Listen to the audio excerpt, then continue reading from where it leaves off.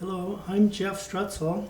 I'm here with my friend Sunil, who's written a book on titled Joseph of Arimathea. And I'd like to ask you a few questions about your book. And first of all, how did you happen to decide to write a book on this subject? A very good question, Jeff. You see,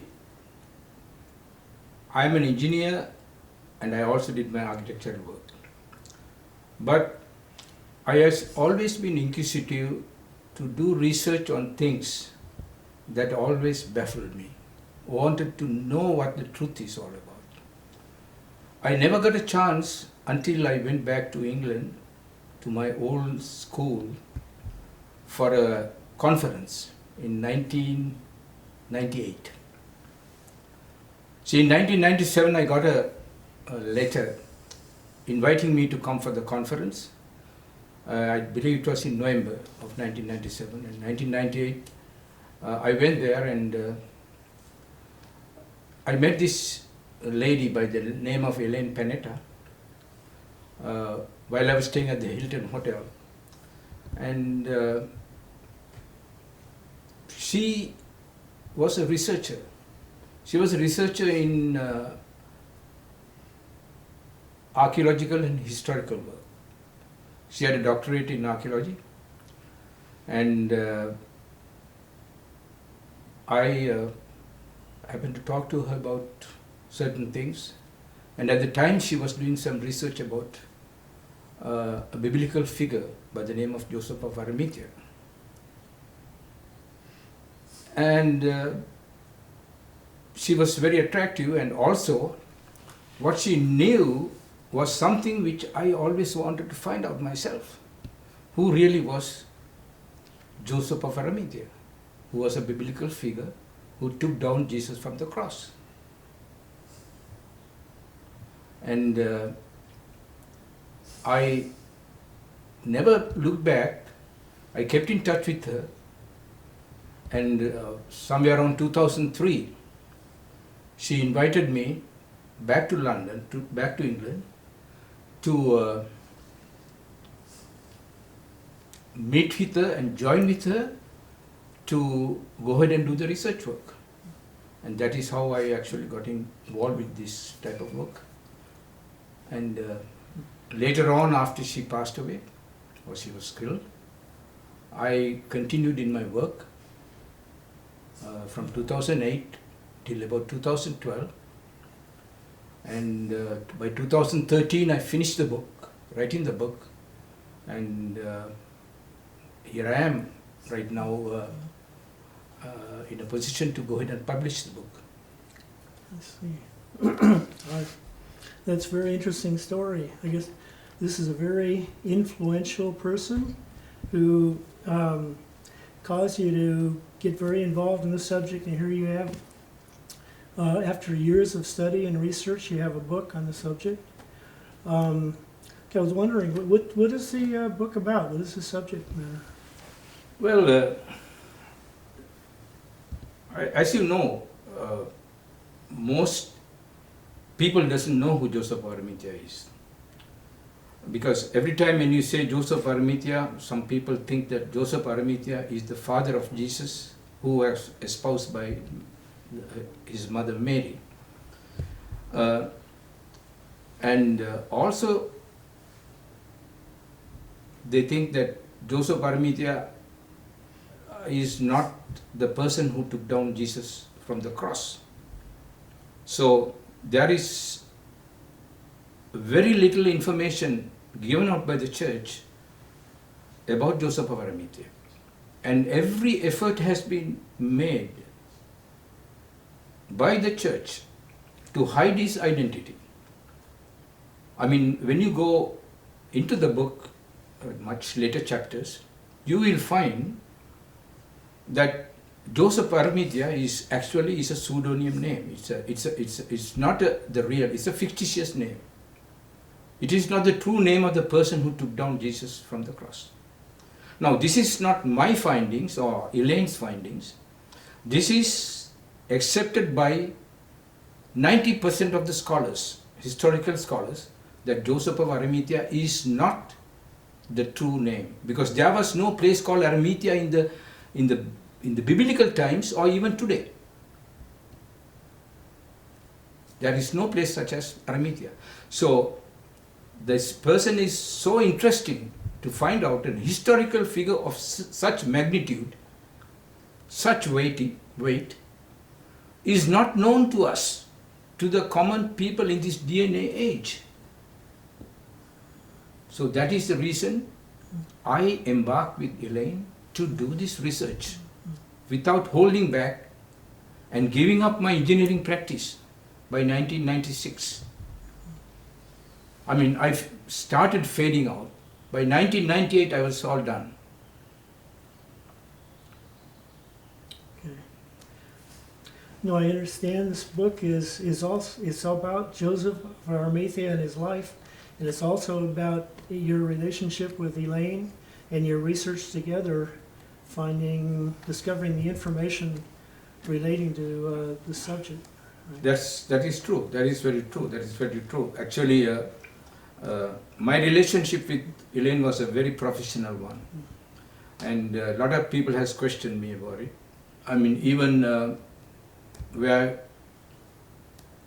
she was murdered in Kashmir, and even the Italian police questioned me what the relationship I had with her, and my relatives, my children, some of them did not talk to me about it because of that, and up to now there are I don't want to mention, they don't talk to me about this because they think otherwise that I had something to do with her, and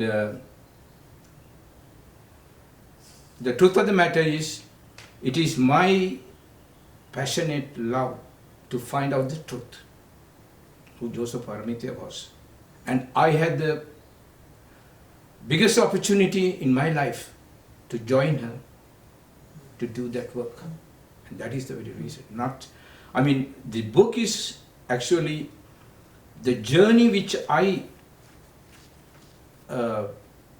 ventured to go along with Elaine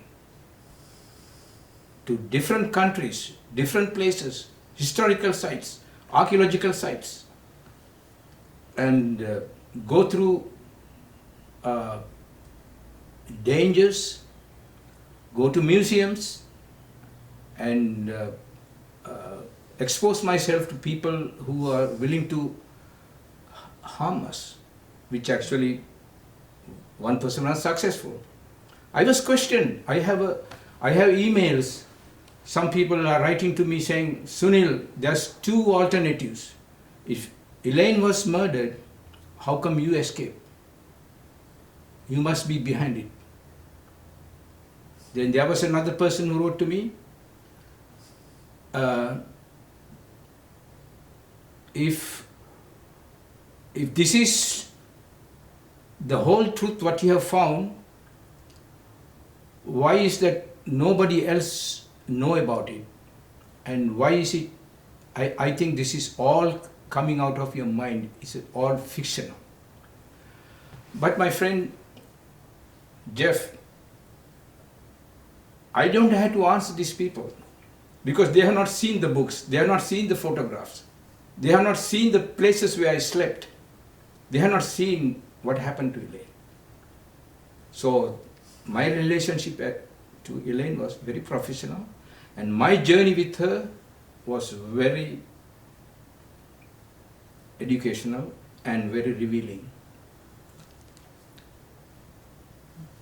What else you want to ask me? I understand you came from Sri Lanka, which is a Buddhist country. Is this a religious book, or is it its ties to religion, or how is it involved in Buddhism and other religions? Well, you're asking me whether I have been biased about Christianity or any other religion. It's true, Sri Lanka is a Buddhist country. I come from a Buddhist background. But if you ask me whether I'm a good Buddhist, I will say no. You have to understand, I don't have any biasness towards any religion. And this book is not a religious book. I have no idea, no objective of denigrating Christianity by saying who Joseph of Arimathea. At the very beginning, when we started the research, we did not have any idea, any clue who Joseph of Arimathea was. We did not have any clue. We just embarked on the research to find who Joseph of Arimathea was.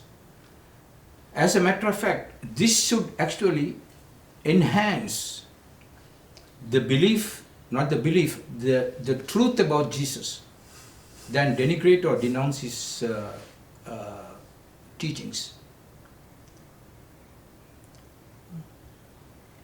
Did I answer that question? About this book is not about denigrating any religion, not about Buddhism, not about Christianity, not about Islam, not about Zoroastrian, not about Judaism or Hinduism. This book is completely an unbiased revelation of the findings that we found through our research. Do you think that religious people from different religions might be offended by this or object to the contents? That's a very good question. You know, people get offended whenever the truth is revealed about certain things. If you cross their belief, if you question their belief and find out answers other than what they believe in, the people get offended. But that does not mean historically, not only myself or Elaine or you, the whole world should be open to the facts, to the truth, historical facts. And thereby we advance. We should not be subjugated or suppressed by unnecessary dogma. What you have to do is, we have to think clearly what our ancestors have been and what has really occurred, the truth about it, and do not believe in mythical stories. Didn't at the time of Augustus, with the Roman Empire, right, and Constantine, didn't they get rid of all the mythical figures, mythical belief? And that is how Christianity actually was elevated as a state religion. So I don't see that people might get offended, but I'm not, there is no objective, there is no biblical contradictions, whether it is from the Torah or from the New Testament.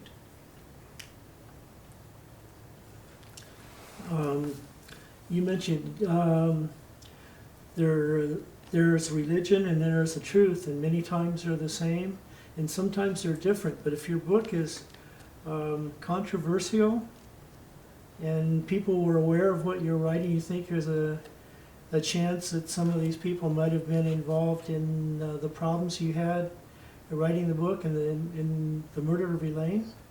Maybe you upset some people, and maybe that's why something happened to Elaine. Of course, that's very true. What you just said is very true. Not upset some people. I mean, there are people who are upset about right now that certain facts will be revealed about Joseph of Arimathea or about Jesus being in India. There has been books written about Jesus being in India, but there is no evidence. You heard about there are many authors who has not, I won't say speculation, but they say this, when you connect the dots, that proves that Jesus did not die on the cross. Now, for example, in the Quran, I'm not